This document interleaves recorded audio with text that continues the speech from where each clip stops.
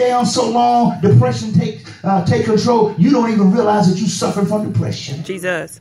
It becomes a norm to close the blinds and turn off the TV and don't answer the phone and just stay in your shell and have a pity party. You don't even realize that you're having a pity party because you got so accustomed to doing it. So we can get knocked down and not even realize it and get comfortable in it. But the Bible here says that the just person, the righteous person can fall 7 times, but every time they're going to get back up. Even though you may have been knocked down by the troubles of life, even though the devil himself may have knocked you down, you can still get back up. I wish you'd find somebody today, but today I'm making a comeback. Thank you, Lord. Give me a few minutes here to talk with you. And what you have to understand is when you are down, there are different things that happen, and oftentimes you have to deal with hurt. You need to notice, hurt people hurt people. That's right. That's right. Hurt people hurt people. People that are hurt have something inside of them that makes them want to hurt other people. Watch this. And people must learn to become delivered from their hurt in order for them to stop hurting other people. Amen. There are people of God, there are folks that's good people that love the Lord that are suffering from hurt in their lives, and until you get delivered from your hurt, you're going to continue to hurt other people. Y'all ain't helping me here. That's right. Come on. Every woman I deal with, just like Shay, I tell you, she got the same, because see what is, you're still carrying the hurt. Y'all ain't. Come on, that's right. That's right. So everybody got the same thing. So until you get delivered from your hurt, you won't stop hurting other people. There are people that are hurt, that are carrying pains and carrying things in their lives, and you cannot make a comeback until you get delivered from what happened. There's folks that's got some stuff that you've been carrying 5 and 10 years ago, and you are not elevating, you're not getting the way you can be, and you don't even realize that you're still carrying some stuff that's hindering you. And when you fail to get rid of your hurt, that hurt can control you the rest of your life. Yes, it will. It can control you the rest of your life. And not knowing that you can hurt other people because you've been hurt. You cannot even realize it. Listen to this. Hurt people hurt people. Confused people confuse people. Depressed people depressed people. You get to hang around somebody that's depressed all the time, guess what? You'll start feeling depressed. Messed up people will mess up people. Stupid people will make people stupid. Drunk people try to do what? Get everybody else drunk. Am I right? That's right. So what you have to deal with is the fact that you got to get the right people in your circle. You cannot afford to allow people and or experiences from your past to influence your decisions today. And what we're seeing is people, we can allow our hurt and people from our past to affect the decisions that we make today. Think about that. You can let something that happened to you 10 years ago affect what you're doing in 2018. And people, oh, it's a new year, new chance, but you still carry the same hurt. You still carry the same baggage. And see, those decisions, those things are affecting your decision now. Y'all ain't gonna say nothing. That's right. Come on. So you have to learn how to get rid of some hurt. You got to learn how to get rid of stuff. In other words, you got to realize this here, that unforgiveness is energy that can be used for a higher purpose of your self-improvement. That can't be used. Unforgiveness, which means what? If you don't forgive yourself, you can't get to self-improvement that you need.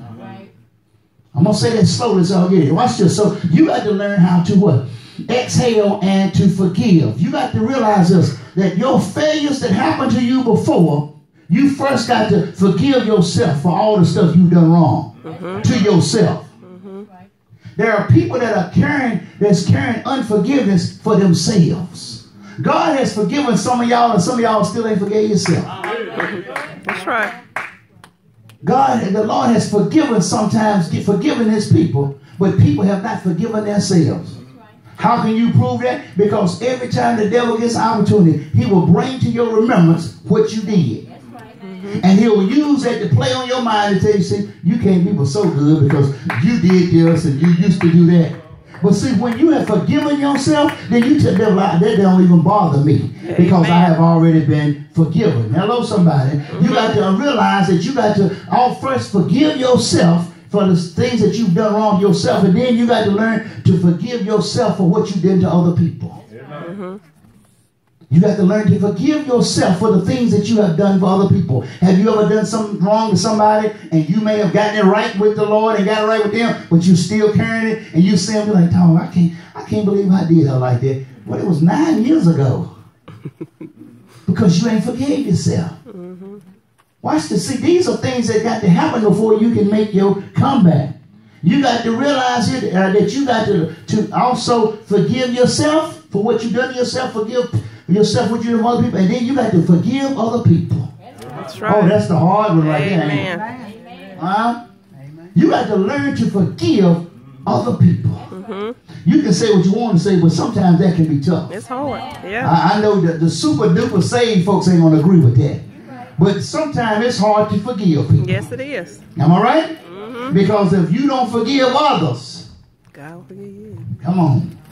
If the Lord can forgive you for some of the stuff you done, you got to be able to forgive other people. Just like you got to forgive folks. Gotta forgive folks. You might have to go down the list. You might have to forgive mama, daddy, sister, brother, cousin, aunt, uncle, best friend, the company, the co-workers. You might have to go through a whole list of people that you got to forgive. Watch this. Because when you learn to forgive people, now you can get rid of that excess baggage that you're carrying. That excess baggage will stop you from making a comeback. That excess baggage will stop you from being successful because you're carrying the hurt and the anger. And every time you see that person, it come to your mind what they did or what she said or what they did to me, and you'll grit your teeth and you're walking around with Come on, Bishop. You gotta learn to just exhale. Just like this, exhale. Exhale. And forgive. And forgive.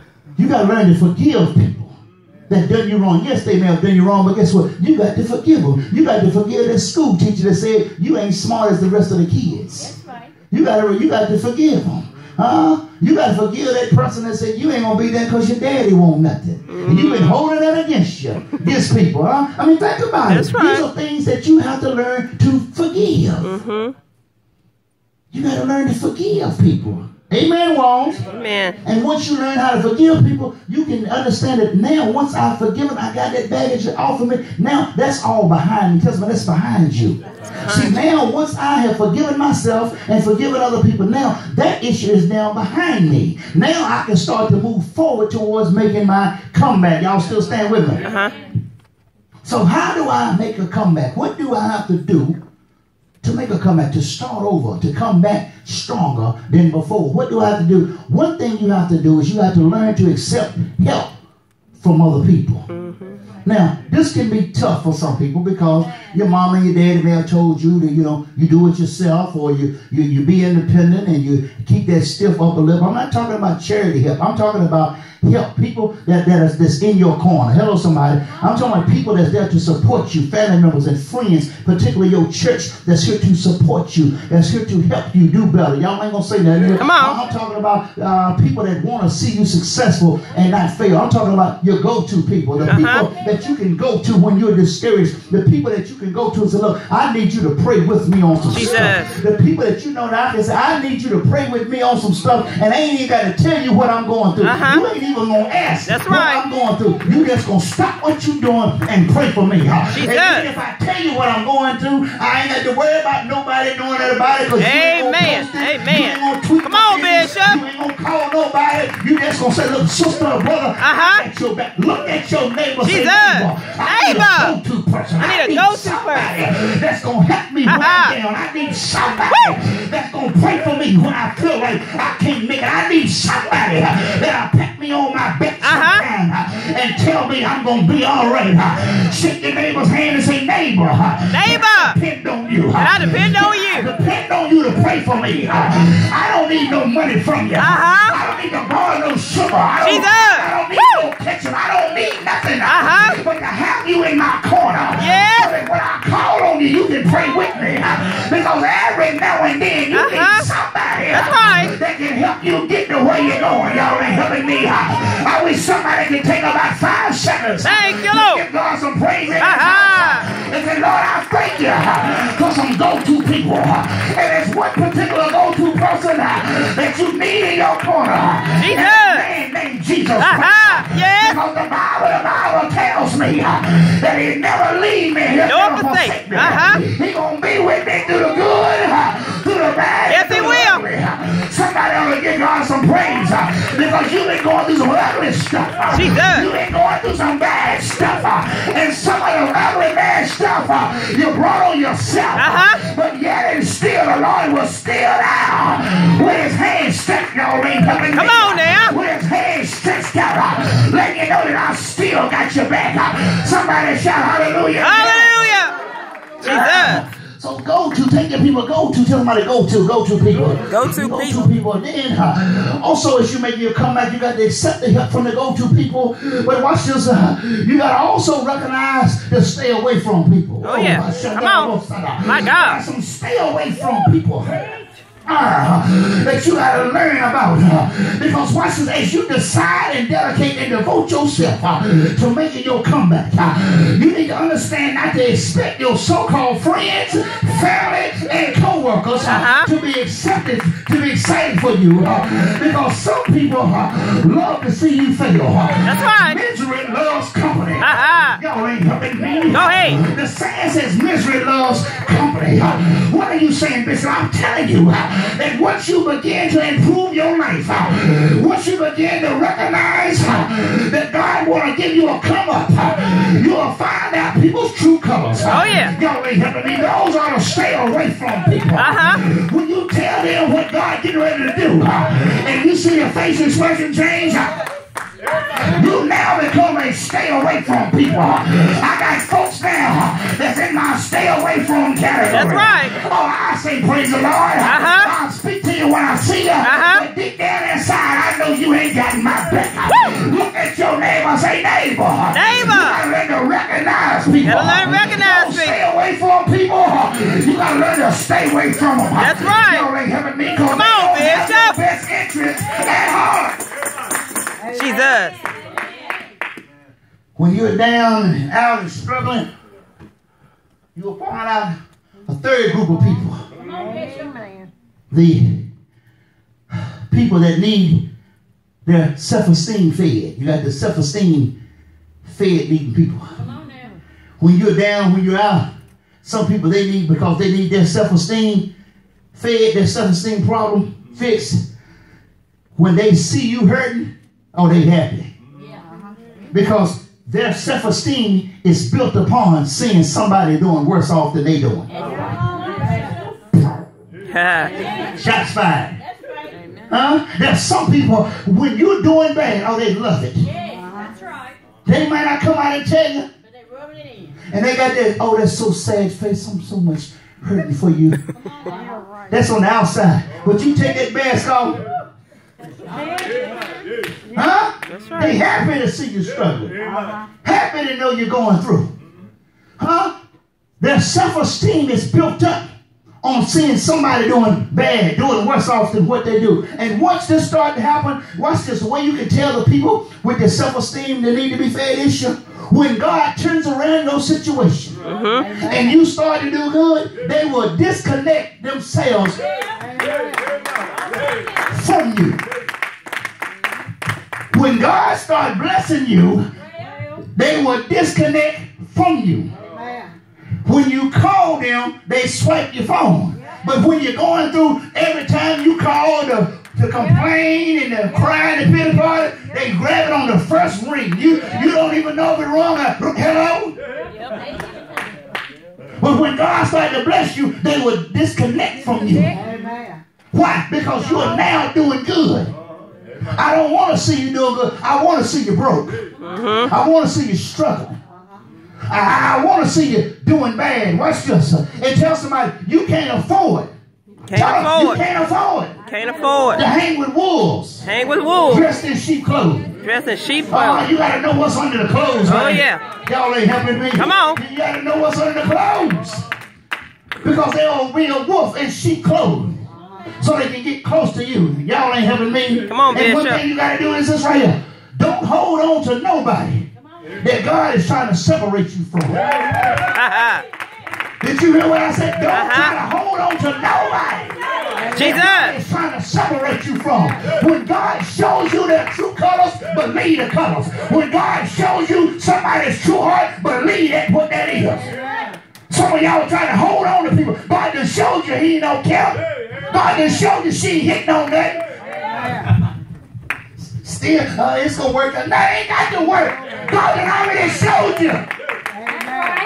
God show you to separate you. The Bible says, come out from a mother and be ye separated. I will be your God. You will be my people. When you see what God shows you. That's right. Hold on to people. Hold on to stuff. Hold on to stuff that God trying to separate you from. How you going to swim? Huh? Okay. With leg weights on. Okay. How you going to swim with an anchor wrapped around your waist? You can splash all you want to. You're going down. You got what? Learn to separate. Amen. The fourth type of person. You ready for this? The fourth person is the know you win people. Some people, listen to me, they like success, but they don't necessarily like successful people. Y'all will figure that out. I like They that. like success, but they don't necessarily like successful people. Especially when they knew you win. If they knew you when you was broke, when you was strung out, when you were miserable, when you were losing, and now they see you doing good. See, now the jealousy arises because I remember she thinks she all that now. I remember when she was down there at Sugar Daddy's. I remember when he was up the road slinging, and see, when God started to change you and you started to make a comeback, some people get jealous because they remember what you used to be. But the Bible says that any man be in Christ, New creature. he's a new creature. Yes. All things are passed away. Behold, all things are new. I dare you to shake somebody's hand. Thank you, Lord. And let me introduce myself to you. Tell them I'm the new person. I'm the new person now. Whatever you knew about the old people, Yes. whatever you heard about, whatever you remember back then, Come on, Bishop. that's all behind me now. Yes, it is. Because I'm in Christ now. I am a new creature. Woo! My God. Telling you what you remember. I remember when. Don't worry about that. Amen. I seen a friend of mine one time. Back last year, I hadn't seen him since 1990 when we got out of high school. Right? We talking. First thing he said, you remember that time we did such. You done look past all the good I'm doing. Out the bag. You done look past all of the miracles God has done in my life. And you go back nearly 30 years to remember some devilment. That's how people are. And one thing you got to understand is that your so-called friends, the people that are your haters now, guess what? They used to be your cheerleaders. Woo! Your haters used to be what? Your cheerleaders. And when you won't hit on nothing, they was cheering for you. Oh, yeah. People in the front, let me hear you grunt. People in the middle. Come on, Bishop. Y'all ain't never been to the game? Yes. People in the rear, let me hear you cheer. Now God changed you. Now they don't like you because you don't change. But I dare you to tell somebody, I need an asset. I don't need no liability. I need somebody Thank you, in my Lord. corner that's going to bless me. I need somebody in my corner that's going to help me. I need somebody in my corner that's bringing something to the table. I don't need no liability. I don't need nobody sucking and pulling off my anointing. I don't need nobody leeching off my blessings. I need somebody that's going to help me. Yeah. Think of what God wants me to be. Jesus. Give me a few minutes here. See, an asset is that person that's really on your side. The asset is that person that's really on your side that will not only help you when you're down, but that person that'll tell you the truth about you and your situation, even when you don't want to hear it.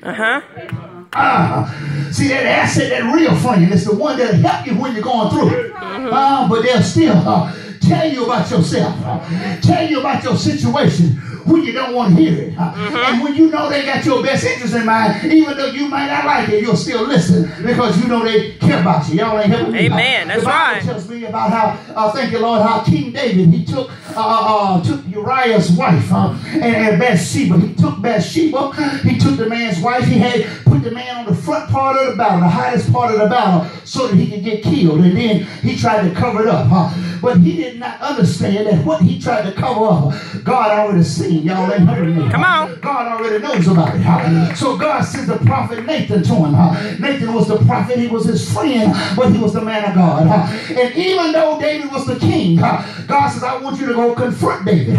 See, a true friend don't care about your name, your status, or who you are. They look out for your soul. Nathan goes to him, and Nathan tells him a story. And you can read after a while. He tells him a story about how a man that had a whole lot of lambs.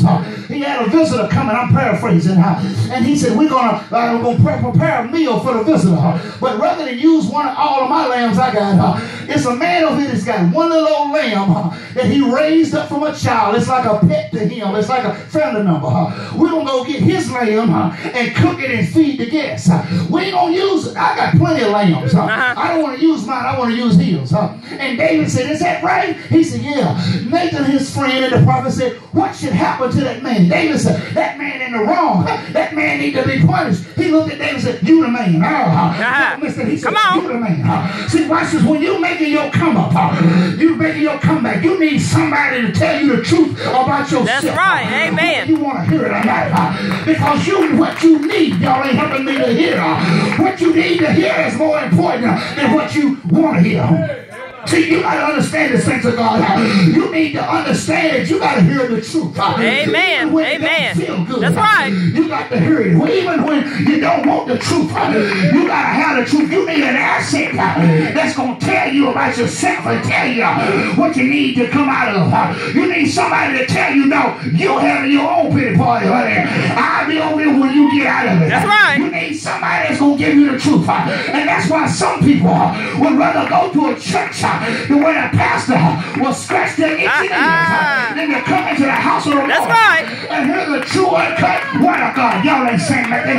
Because they would rather have folks that drink, they will give them whatever they want and pacify them than to give them the truth. Y'all ain't ever need. Come on, Bishop. And some people would rather drink folks' bath water than to have somebody give them the truth. But I dare you to tell somebody you got the right one now, honey. Yes. Because my pastor gonna give you the word. Yes, he will. Whether you want to hear it or That's not. right. I wish I had some help in here. Come on. Because you gotta understand that I want to see you saved. And I'm gonna give you the truth. Whether you love me today and you might hate me the rest of the week. Because I love you, I'm gonna give you what you need. So that you can make a comeback. I'm gonna give you what you need. Because I want to see you blessed. I want to see you healed. I want to see you saved. I dare you to high five your neighbor. Say, neighbor. Neighbor. That's why he my pastor. That's why he my pastor. I'm not going to baby you. I'm not going to babysit you. Come on, Bishop. Yes. So that they going to break you. Come on. You want to live it. My God. Yes. Complaining. Pity party. Yes. All I got to give you is the word of God. That's good, Bishop. Amen. Trying to preach his first message he preached to me was me and him. The message he preached, I'm sitting back here, he preaching. The message was what time to put down the bottle. You had church folks right around in strollers. They want to be baby. Want to be baby. Can somebody help yourself? Get up. That's right. That's how you Amen. make a comeback. Amen. That's right. Y'all ain't listening to me. Let me hit this Go text ahead. here real quick and we gone. I know y'all thought we was already finished. So this text here is talking about, it says that a just man, a righteous man, a person that's trying to live right, can fall 7 times. I told you, sometimes the devil can trip you up and you can fall. Sometimes life will knock you down. Either way, you took a fall. You can fall 7 times. It said, but yet you will rise up again. Even when the righteous person is trying to live right falls, even if it falls 7 times, the Bible said you will rise up again. So if the word of God says that, then that's got to happen. The Bible said that God's word go forth out of his mouth. It shall not return unto him void. It shall accomplish whereto it's sent. In other words, if the Bible says if you fall, God will pick you back up. Y'all ain't helping me. Come on. You need to know that. Because watch this. God may permit problems and issues in your life. God may allow afflictions to press down on your body. He may even permit your money to run out and bills and things get a little tight. He may even allow you to pass through the furnace. But he will bring you out. And when you come out, you're going to come out shining brighter than you were before you get in. And you got to have this confidence to know that if you're living right, y'all ain't saying nothing.